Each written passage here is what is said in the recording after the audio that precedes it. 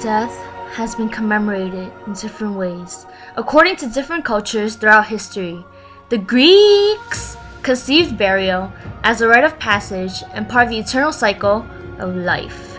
They believed that the gods insisted on proper funeral. Our friend Charon only accepted those buried with formal funeral rites and those who amply rewarded him with oboes. Indeed, the terracotta sarcophagi were one of the means of venerating the dead. Terracotta, literally meaning baked earth in Italian, was one of the most common materials used. It was made from fairly rough, porous clay that when heated took on the color that ranged from dull brown to red. Not as red as my heart though! Its popularity was explained by terracotta's cheapness and durability. Most Greek terracotta statuary were used to decorate temples. Terracotta sarcophagi have been found on Clazomenae and on the west coast of Asia Minor in Greece. Prior to the funeral, the sarcophagus was buried up to the height of the upper rim, and once the deceased was placed inside, a stone lid was placed over the sarcophagus and then piled with earth. It was assumed to have been manufactured locally due to their size and height. Initially, during the first few decades, Tasmanian sarcophagi were merely decorated with ornaments. Gradually, figurative depictions were added onto the head and foot ends. The higher parts of the frame portray scenes of heroic fighting executed in block figure techniques. Of course, the images conveyed weren't some arbitrary nonsense. No. Objects such as foot soldiers, chariots, centaurs, griffins, sirens, sphinx, and other royal creatures were commonly depicted. Sadly, yes, very sadly indeed, only some red figure techniques remain on the sarcophagi. The bottom head of the sarcophagus rim, dating back to the last quarter of the 6th century BCE, brought scenes of animal fights in silhouette templates, most notably the bull and the lion. This was influenced by the wild animal freestyle. The sides of the frame were embroidered by floral or geometric patterns. Particular themes in archaic art narrowed in on the popular chariot racing and warfare, which were highly favored on these Tasmanian sarcophagi. These artistic aspects are absolutely intriguing, nothing like we have ever witnessed before. The driver and a fighter, equipped with weapons such as bows and arrows or javelins. It was a moving platform perfect for soldiers to shoot enemies while in motion and from a distance. It was cruel but effective, and chariots were not just limited to battles. They were also used for sporting events such as the Olympic Games and aided hunting. Throughout much Attic funerary art, the chariot race is a recurring motif. It often refers to the funeral games seen within Homer's Iliad, honoring legendary heroes such as Patroclus.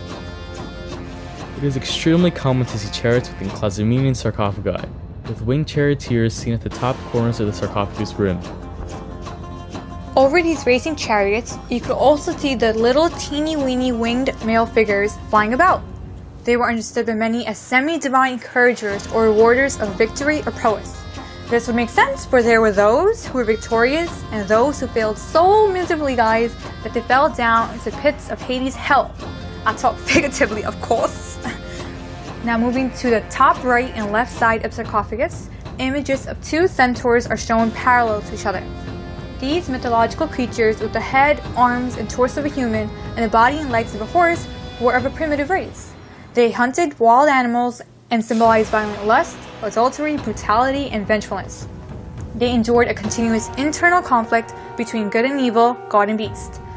Online sources note that these centaurs led many writers to treat them as liminal beings, caught between two natures, embodied in contrasted myths, both as embodiment of untamed nature, as seen during the battle with the Lapis, or conversely, as teachers like Chiron. That's deep!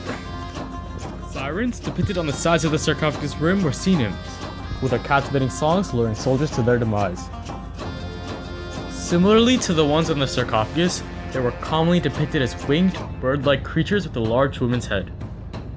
They were said to be companions of Persephone, and were granted wings by Demeter during their search for Persephone after being abducted by Hades.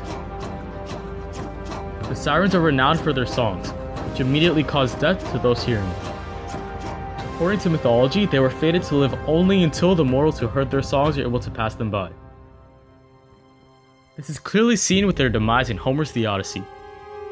With their ears plugged with beeswax, Odysseus and his men were able to pass the sirens, leaving them to perish. Oh, Odysseus. As we move towards the bottom part of the frame, we're able to see the animal freestyle mentioned earlier. The battle between the lion and the boar represented a struggle between the strong and the weak, and life and death. In ancient Greece, lions symbolized power and wealth and were illustrious in myths, such as that of the Nemean lion killed by Hercules. In ancient mythology, it was said that their fur was invincible to attacks because they were made of gold. Gold! Their claws were sharper than mortal swords, capable of cutting through armor. Its polar opposite, the boar, was seen as a symbol of weakness. And yes, those are boars, not those spooks, just boars. In ancient Greek culture, a hunting season for boars near the end of the year was held, linking them to darkness, death, and winter. The significance of this on Sarcophagus was to empower the dead so that they may be as powerful as a lion to defeat a fear among so many people such as myself, death. All through history, exclusive perspectives concerning death and the afterlife in different cultures have often been portrayed in their artwork. For the Greeks, death was seen as merely the next step in life. Thus, they created tombs that would supply the dead with what they would need in the next world. The way the Greeks treated death revealed their religious views, optimism towards death, and respect for their ancestors.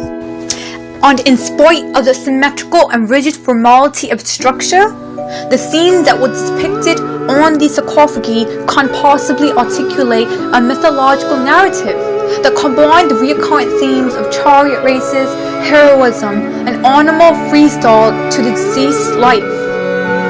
Painters of these sarcophagi took into account the individual's class ethos and made a visual construction appropriate to his or her social status.